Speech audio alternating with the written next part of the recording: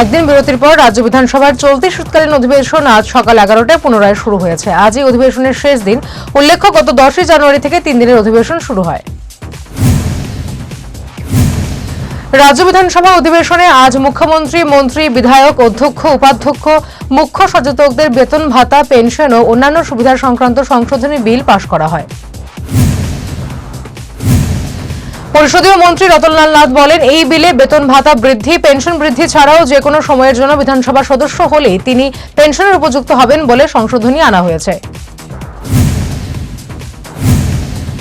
মন্ত্রী রতনলাল নাথ বলেন, ত্রিপুরায় একমাত্র রাজ্য যেখানে মন্ত্রী বিধায়কদের বেতন ভাতা, পেনশন সবচেয়ে কম। তেলেঙ্গানা রাজ্যে, মণিপুর রাজ্যে একজন বিধায়কের বেতন ভাতা যেখানে 2,50,000 টাকা, সেখানে ত্রিপুরায় একজন বিধায়কের বেতন ভাতা বেড়ে হবে 93,000 টাকা। আলোচনায় অংশ নিয়ে বিরোধী দলনেতা জিতেন্দ্র চৌধুরী বলেন, বিধায়কদের বেতন ভাতা অনেকটাই বৃদ্ধির প্রস্তাব করা হয়েছে। এ নিয়ে রাজ্যবাসীর কাছে ভুল বার্তা যেতে পারে। তিনি 12 জন প্রাক্তন বিধায়কের কথা উল্লেখ করে তাদের পেনশনের আওতায় আনার অনুরোধ করেন। কংগ্রেস বিধায়ক সুদীপ রায় বর্মন প্রস্তাব দেন, যে সমস্ত বিধায়ক বর্ধিত বেতন ভাতা গ্রহণে অনিচ্ছুক তারা সারেন্ডার করতে পারেন। এই নিয়ম অন্তর্ভুক্ত করা প্রয়োজন সংশোধনী বিলে। রাজ্যের বিদ্যাজ্যোতি স্কুলগুলি আগামী দিনে আরো ভালো ফল করবে, এই লক্ষ্যে একাধিক পদক্ষেপ নেওয়া হয়েছে, বিধানসভায় জানালেন মুখ্যমন্ত্রী।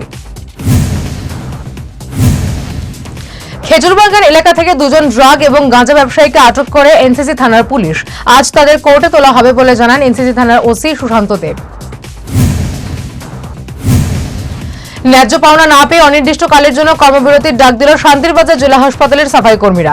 যে বেতন দেওয়ার কথা সেটাও পাচ্ছে না তারা, তাদের অর্ধেক বেতন দেওয়া হচ্ছে বলে অভিযোগ।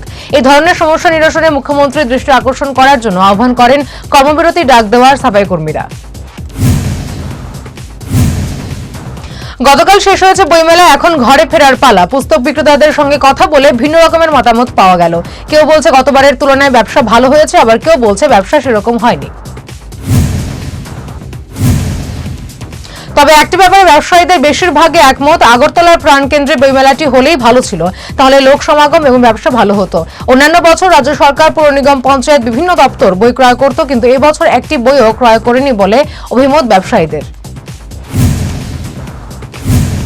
একই রাতে বিভিন্ন জায়গায় অভিযান চলে, বিপুল পরিমাণে সাউন্ড সিস্টেম জব্দ করেছে রাজধানী আগরতলার এনসিসি থানার পুলিশ। এই ঘটনার জেরে 7 জনের বিরুদ্ধে মামলা দায়ের করা হয়েছে। বুধবার এনসিসি থানার ওসি সুমন দেব জানান, সোমবার একই রাতে মোট 5টি জায়গাতে অভিযান চালিয়ে হাই ভলিউম বক্স 6টি, 11টি অ্যাম্পলিফায়ার এবং 3টি সাউন্ড মিক্সচার জব্দ করে নিয়ে আসা হয়েছে। এগুলির বাজার মূল্য আনুমানিক 6 লক্ষ টাকা হবে বলে জানান তিনি।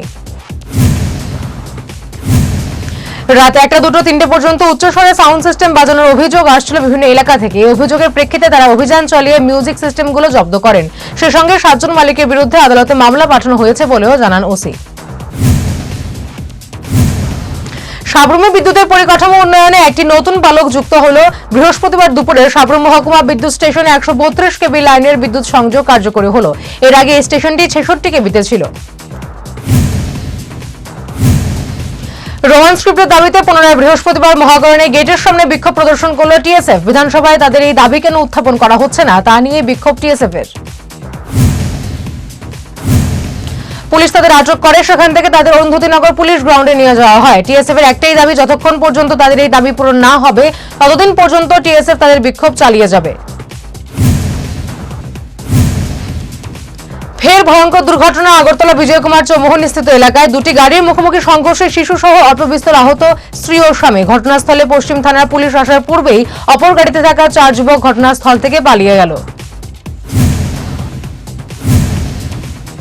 বাংলাদেশে একনায়কতন্ত্রের অবসান ঘটানোই লক্ষ্য। এবার দ্বিকক্ষ বিশিষ্ট সংসদ গঠনের খসড়া তৈরি করেছে সংবিধান সংস্কার কমিশন। এই প্রস্তাব জমা দেওয়া হবে মোহাম্মদ ইউনূসের অন্তর্বর্তী সরকারের কাছে।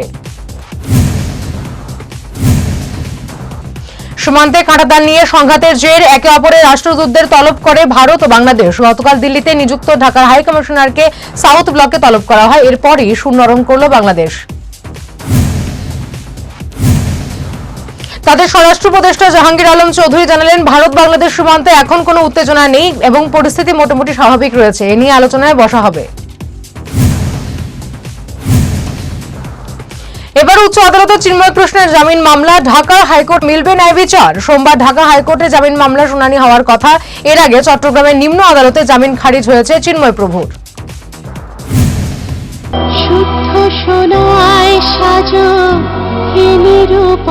শুদ্ধতার স্বর্ণ মন্দির, কালিকা জুয়েলার্স, আগরতলা।